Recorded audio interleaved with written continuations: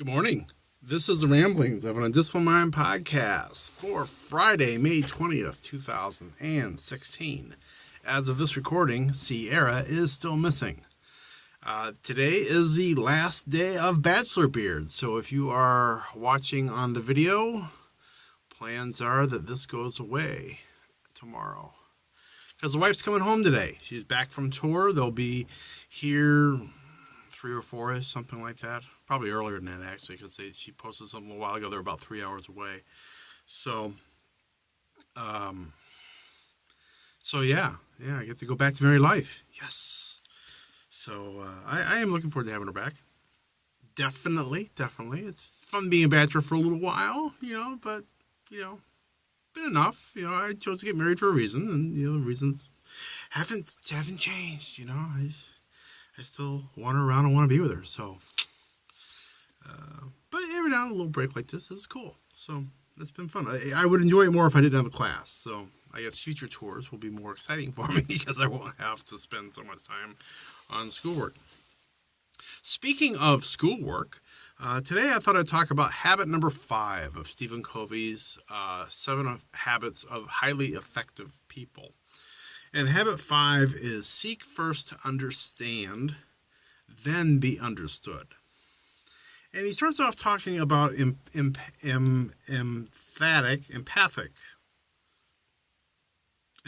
communication. I'm thinking emphatic in my brain, but that's the wrong word. Empathic communication, the communication using empathy. And he talks about, what would you think, he actually told a cool story where they had this daughter that was a couple months old, and daughter had a fever, and they were concerned about that, so they had to call the on-call doctor, who wasn't a doctor that had seen this particular patient. And so the doctor over the phone said, "Okay, well, I'm gonna call a prescription in for you, do this and that."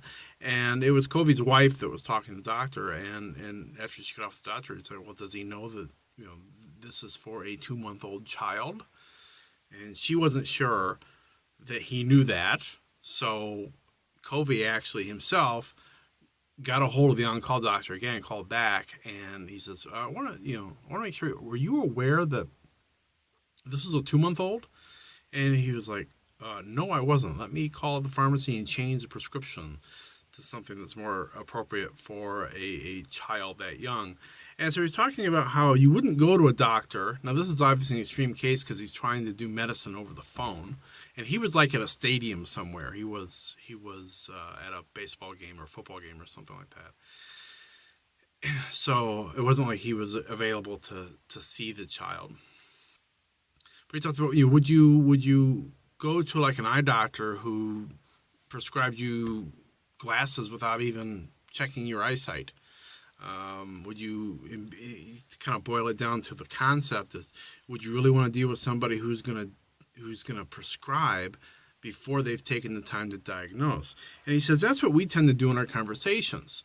We want to, without really understanding what the person is saying, what they're thinking, what they're feeling, where they're coming from, we want to prescribe a solution, either in a work sense of, hey, I got a product for you, or in our personal relationships as far as, you should do this, or we should do that, or whatever.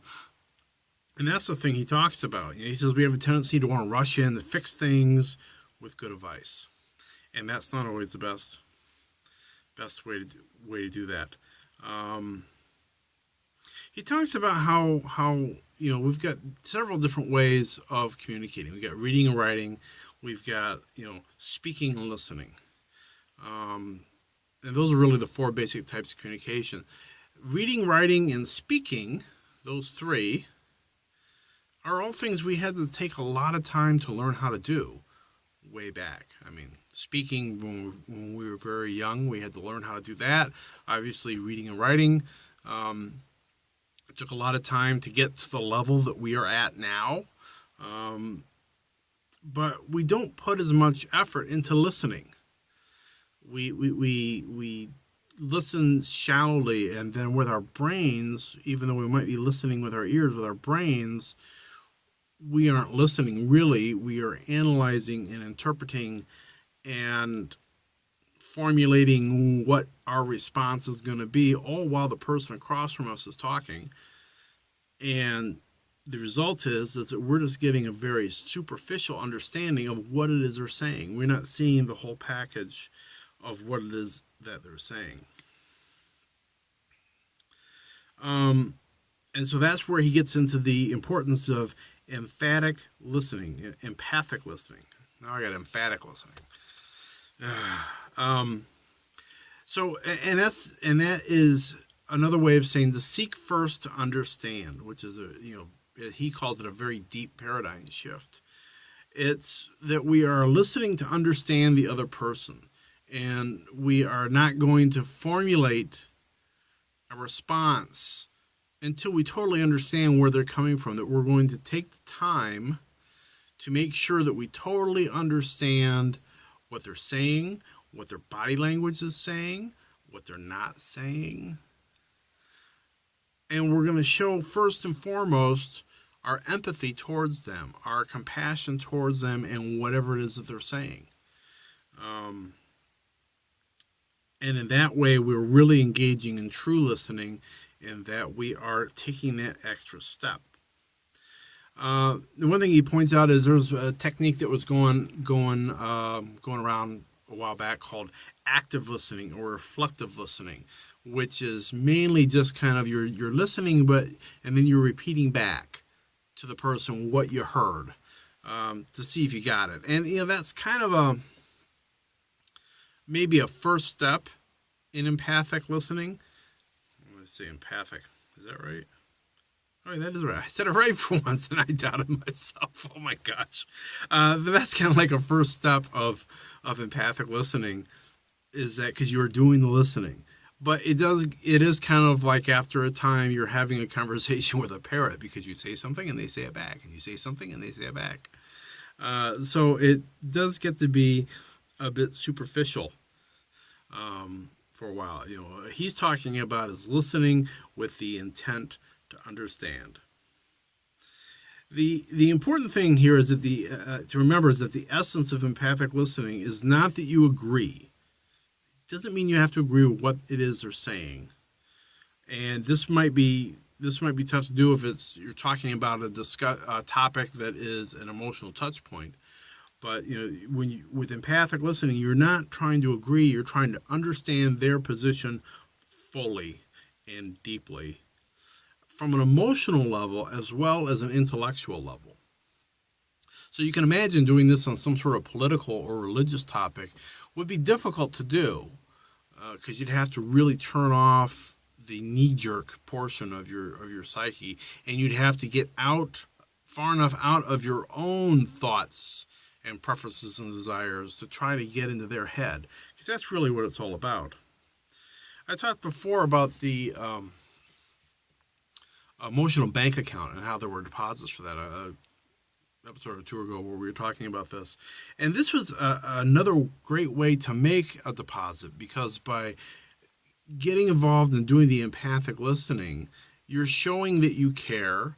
You're showing that you value what it is that they're saying, even if you disagree with it, but at least you're valuing what they're saying. You value their position, and that's going to put a deposit in that emotional bank account. People are going to open up to you because you are open to them. And that's one of the key things.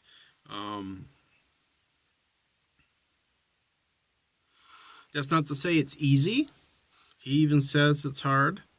But it is a key skill to have if you're going to be in a true interdependent relationship with somebody. So you can't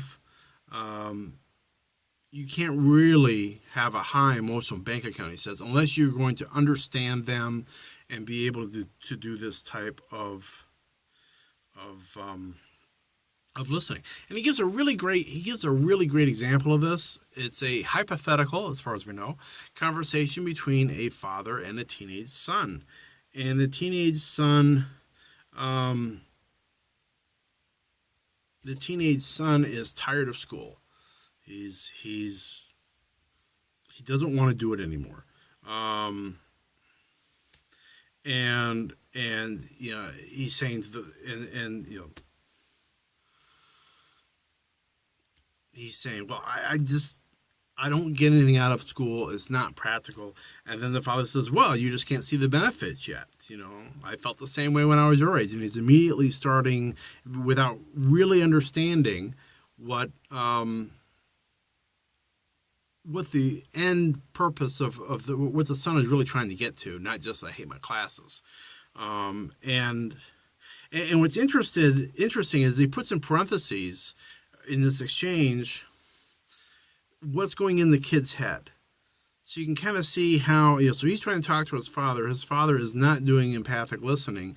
And you can see how that continues to frustrate him more and more and more. In that his father really isn't listening to what he's saying. And so finally he's just like, okay, whatever, I'm done. I don't want to listen to this. And then he does the same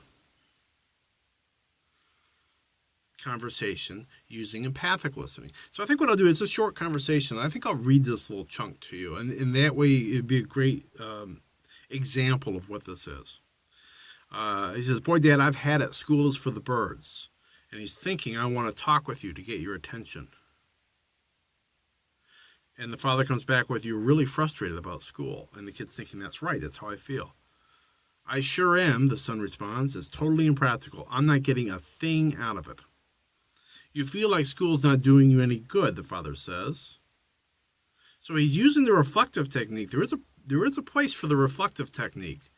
So he's using it here early in the conversation, as the father is. So now the kid's thinking, well, let me think. Is that what I really mean? So by kind of phrasing back, it's making the son think a little bit. Okay, so I'm saying, because sometimes we say things, and when we get parroted back to us, we go, oh, geez, was that really what I meant? And so that's what's happening here. So the son continues, well, yeah, I'm just not learning anything that's going to help me. I mean, look at Joe. He dropped out of school and he's working on cars. He's making money. Now that's practical. And the father says, so you feel like Joe really has the right idea? And the kid's like, well, he's thinking to himself, well, maybe. And then he says, I guess he does in a way. He's really making money now, but in a few years, I bet he'll probably be ticked off at himself. So he says, you think Joe's going to feel the father says, you think Joe's going to feel he made a wrong decision? And the son says, he's got to. Just look at what he's giving up. I mean, if you don't have an education, you just can't make it in this world. And the father agrees and says, education is really important. And the son continues and says, oh yeah, I mean, if you don't have a diploma, if you can't get jobs or go to college, what are you going to do? You've just got to get an education. And the father agrees it's important to your future. It is, and you know what? I'm really worried. Listen, you won't tell Mom, will you? You don't want your mother to find out. Well, not really. Oh, I guess you can tell her. She'll probably find out anyway. Look, I took this test today, this reading test, and Dad, they said I'm reading on a 4th grade level. 4th grade! And I'm a junior in high school. So you can see that here's a student that, he's having some problems, but the end result of that conversation was much, much different from the first one. From the first one, the kid just gets frustrated and walks off, and it's probably likely that he might be looking to quit school and go work as a mechanic because it seems better to him. The fact of the reading score never even comes up in that one.